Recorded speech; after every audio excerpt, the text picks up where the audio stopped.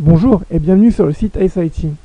Aujourd'hui, nous allons aborder cette troisième partie de la rubrique compétences pour vous parler d'une question primordiale, à savoir comment vendre nos compétences face à un recruteur. Regarde-toi dans la glace et dis-moi ce que tu vois. Je me vois. Ah, tu te vois. Tu veux que je te dise ce que je vois, moi? Un type fier. Un type fort. Un type qui peut être très très méchant quand il a la haine et qui accepte pas qu'on lui marche sur le pied. Tu vois tout ça, toi? Yeah, man. Mais ce qui compte, c'est pas ce que je vois. L'important, c'est ce que tu vois toi. Alors regarde dans ce miroir et dis-moi encore ce que toi, tu vois. Je vois un type. Fier. Fier. Oui. Fort. Fort. Un type Qui peut être très méchant quand il a la haine et qui accepte pas qu'on lui marche sous le pied. encore. Un type fier. J'entends rien. Un type fort. Et qui peut être très méchant quand il a la haine et qui n'accepte pas qu'on lui marche sous les pieds. Encore une fois. Un type fier. Une. Un type fort. Un type qui peut être très méchant quand il a la haine et qui n'accepte pas qu'on lui marche sous les C'est pieds. ça. Junior Béville, c'est moi.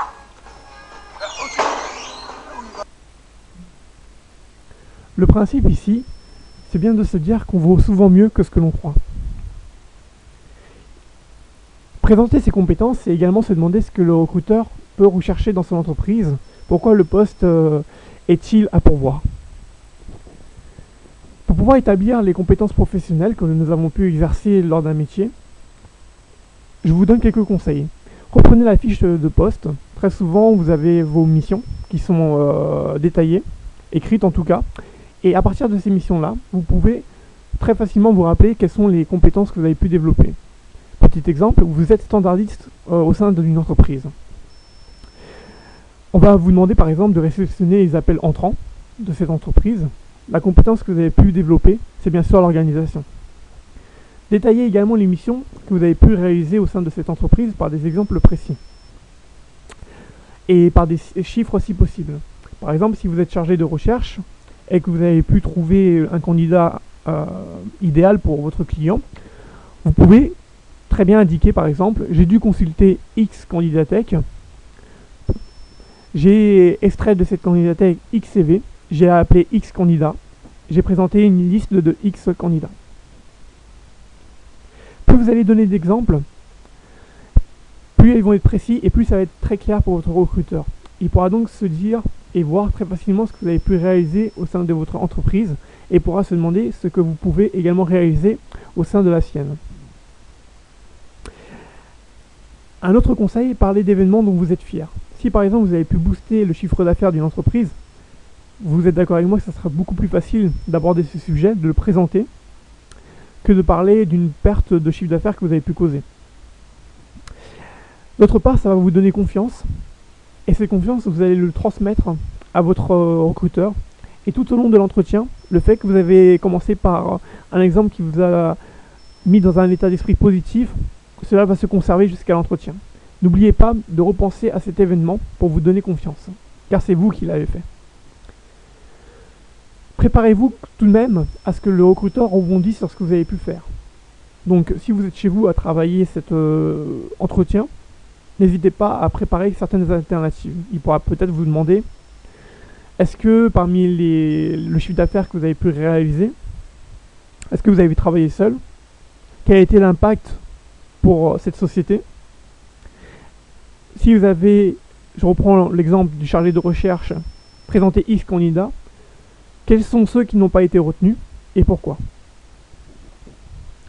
La préparation d'un entretien, plus l'entretien est préparé, plus les chances de le réussir sont énormes.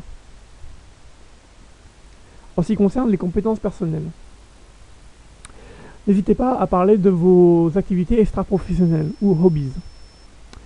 Vous avez développé certainement des compétences à travers ces activités, que ce soit par exemple en informatique, sur le tableur Excel.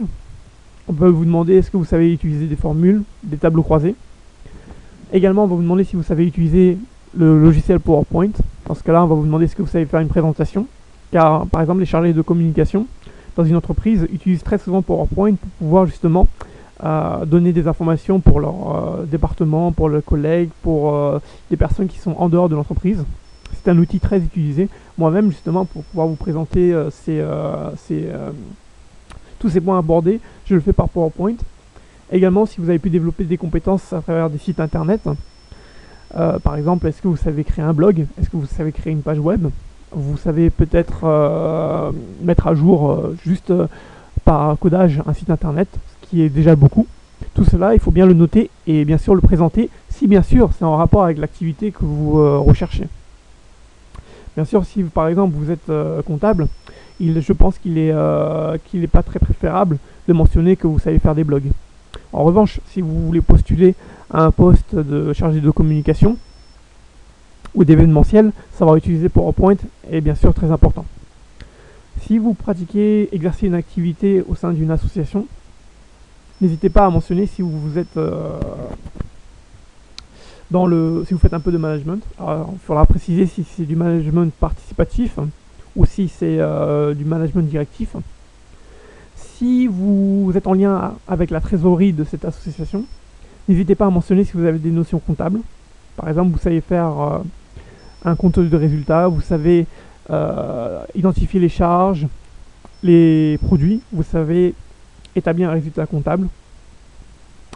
Si vous savez de l'expérience en gestion de projet, dans ce cas, vous pouvez mentionner, si vous êtes assez curieux, que vous avez pu utiliser la méthode de Gantt si cela vous est utile. Alors pour information, la méthode Gantt est un outil en fait permettant de modéliser la planification de tâches nécessaires à la réalisation d'un projet. Il peut vous aider par exemple à comprendre quels sont les mots techniques et par quel biais cette méthode aide à établir un plan d'action.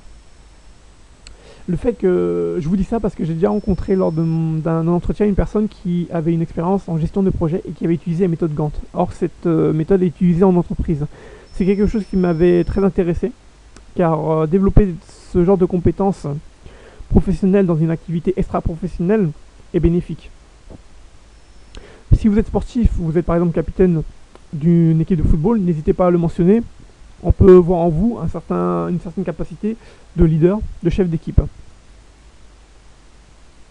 Ici, l'idée est bien sûr de séduire le recruteur, de l'impressionner et surtout, ne vous écartez pas du sujet, essayez de tourner cela à ce que vous pouvez en tirer par rapport aux avantages, par rapport au poste que vous voulez postuler. Il faut que toutes ces compétences soient bien sûr établies en fonction du poste que vous souhaitez. Pour préparer son entretien, je vous invite à répéter plusieurs fois le discours que vous avez pu établir. Ça va vous aider lorsque vous allez le reciter face à vos recruteurs à être assez à l'aise, à pouvoir enlever un poids qui est très souvent de réfléchir à ce qu'on va dire. Comme ça, vous pouvez anticiper les questions qu'on peut vous poser et être mieux préparé si vous devez rebondir dessus. N'hésitez pas à le faire avec une autre personne. Vous pouvez le faire avec quelqu'un de la famille, un collègue ou éventuellement un ami. Comme ça, cette personne pourra jouer le rôle du recruteur et cela pourra vous aider. Tout ce que vous direz sera retenu contre vous. Forcément, si vous lancez quelques pistes au recruteur, il pourra le vérifier en appelant par exemple votre ancienne entreprise. Alors essayez d'être le plus vrai possible. En tout cas, restez vous-même. Montrez votre motivation et tout se passera bien. Pour préparer au mieux votre entretien, vous avez également un onglet dans ce blog qui s'appelle donc « Préparer son entretien ». Je vous souhaite très bon courage. Merci et à très bientôt.